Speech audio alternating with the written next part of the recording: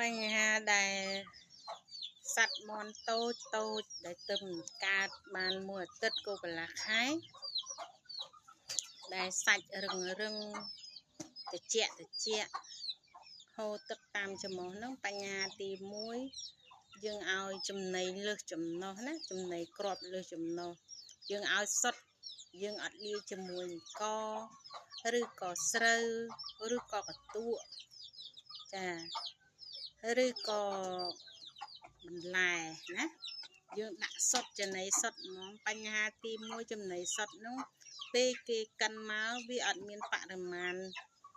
នៅគ្រាប់ធញ្ញជាតិឬក៏បន្លែឬក៏កន្ទក់គឺកិនសុទ្ធគឺថ្នាំវីតាមីនសុទ្ធហ្មងចឹងហើយពេលបងប្អូនទិញចំណីមកចំណីគ្រាប់ក្នុងទីផ្សារ1គីឡូ2500ហ្នឹងបងប្អូនយកទៅលាយជាមួយកន្ទក់ក៏បានឲ្យវាស៊ីហើយលាយជាមួយអង្ករក៏បានលាយជាមួយស្រូវក៏បានលាយមួយបន្លែក៏បានចា៎បញ្ហាជាច្រើននេះយើងលាយចូលគ្នាមកហើយគ្រាប់ធញ្ញជាតិជាគ្រាប់ពោតគ្រាប់ពោតដែលយើងទិញមកយើងត្រូវកិនណាកិនកម្ទេចវាអត់ឲ្យម៉ត់ពេកឲ្យគ្រាប់ប៉ិនចំណីគ្រាប់ល្អិតតូចហ្នឹងក៏បានដែរស្រួលមាន់កូនមាន់វាស៊ីព្រោះចំណីគ្រាប់ពោតគ្រាប់សណ្ដែកណាគ្រាប់សណ្ដែកចាយើងត្រូវលាយជាមួយចំណីគ្រាប់បញ្ហាទី2នោះគឺចំណីគ្រាប់ខ្លះมันបានលាយគ្រាប់ធញ្ញជាតិកិនមកទេគឺកិនជាគ្រាប់ហ្មងអាហ្នឹងគឺជាម្សៅវីតាមីនដែលលើចំណុះយើងដាក់ឲ្យមាន់ស៊ីលើចំណុះពេកចាបញ្ហាទី1ធ្វើទុកដូចជាប្រជាជនខ្លះយកថ្មស័យបុកលាយជាមួយ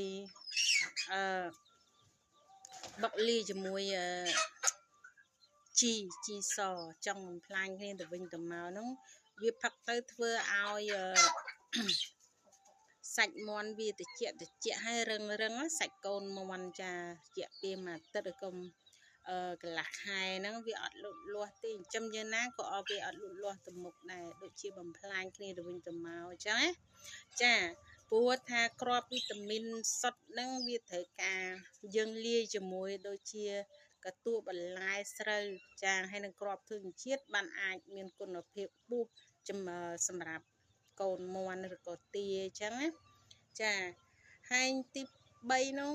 បញ្ហាម្សៅវីតាមីនមួយចំនួនគេកិនមកយើងដាក់លើសចំណុះនៃគ្រាប់វីតាមីនណាម្សៅវីតាមីនគេលាយតែបន្តិចសម្រាប់ឲ្យមាន់ស៊ីគេលាយមួយកន្ទក់ឬក៏បន្លែយើងលាយចូលគ្នាទាំងអស់ជាមួយគ្រាប់ពោតគ្រាប់អីហ្នឹងទៅណាសម្រាប់ឲ្យមាន់ធំធាត់អញ្ចឹងហើយពេលចិញ្ចឹមមាន់ក៏ហូបឆ្ងាញ់សាច់វាក៏ល្អវាមិនស្វិតទេយើងស្ងោរតារយៈពេល20នាទីមាន់លះផុយសាច់ចាបើត្រូវការសាច់មាន់ស្វិតពេកវាពិបាកណាបងប្អូនព្រោះចំណីវាលើសចំណុះធ្វើឲ្យវាខូចគុណភាពសាច់មាន់វាអាចទៅពេលយើងហូបបរិមាណច្រើនពេកវាធ្វើឲ្យវាចុកធូរក៏ថប់ដង្ហើមក៏មានដែរហ្នឹងណាបញ្ហាចំណីលើសចំណុះលើសត្វមាន់ចាសូមអរគុណ